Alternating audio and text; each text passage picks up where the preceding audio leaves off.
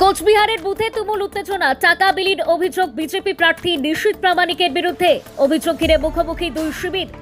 ভোটের দিনেই কোচবিহারের চা বাগান এলাকায় উত্তেজনার ঘটনা সামনে এলো। 47 ও 48 নম্বর বুথকে ঘিরে তৈরি হয় তুমুল চাঞ্চল্য। এদিন ওই বুথে পৌঁছে স্থানীয় বাসিন্দাদের সঙ্গে কথা বলেন বিজেপি প্রার্থী নিশীথ প্রামাণিক। তার এই উপস্থিতির কিছুক্ষণ পরেই সেখানে পৌঁছে যান তৃণমূল কংগ্রেস প্রার্থী শাবলু বর্মন। তারপরই পরিস্থিতি উত্তপ্ত হয়ে ওঠে। তৃণমূল কংগ্রেসের অভিযোগ, বিজেপি প্রার্থী বুথ এলাকায় টাকা বিলি করছিলেন। এই অভিযোগ ঘিরেই দুপক্ষের মধ্যে বচসা শুরু হয়। মুহূর্তের মধ্যেই তা উত্তেজনার রূপ নেয়। অন্যদিকে বিজেপির পক্ষ থেকে এই অভিযোগ সম্পূর্ণভাবে অস্বীকার করা হয়েছে। তাদের দাবি, ভোটের দিন পরিকল্পিতভাবে মিথ্যা অভিযোগ তুলে পরিস্থিতি অশান্ত করার চেষ্টা করা হচ্ছে। ঘটনার জেরে বুথে এলাকায় কিছু সময়ের জন্য চরম উত্তেজনা তৈরি হলেও পুলিশ ও কেন্দ্রীয় বাহিনী দ্রুত হস্তক্ষেপ করে পরিস্থিতি নিয়ন্ত্রণে আনে।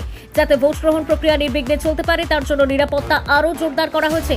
ভোটের দিনে এই ধরনের প্রতি অভিযোগ আবারও প্রশ্ন তুলেছে নির্বাচনী আচরণবিধি ও আইন শৃঙ্খলা পরিস্থিতি নিয়ে।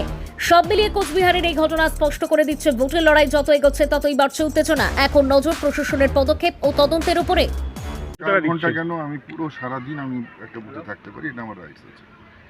এবং এই বুথটাতে প্রত্যেক বছর প্ল্যানিং করে এখানকার কিছু মহিলাকে তাদেরকে কনভিন্স করে, কিছু এখানকার সাধারণ মানুষকে কনভিন্স করে প্রত্যেকবার এই বুথটাতে ভারতীয় জনতা পার্টিকে হারানোর চেষ্টা হয়।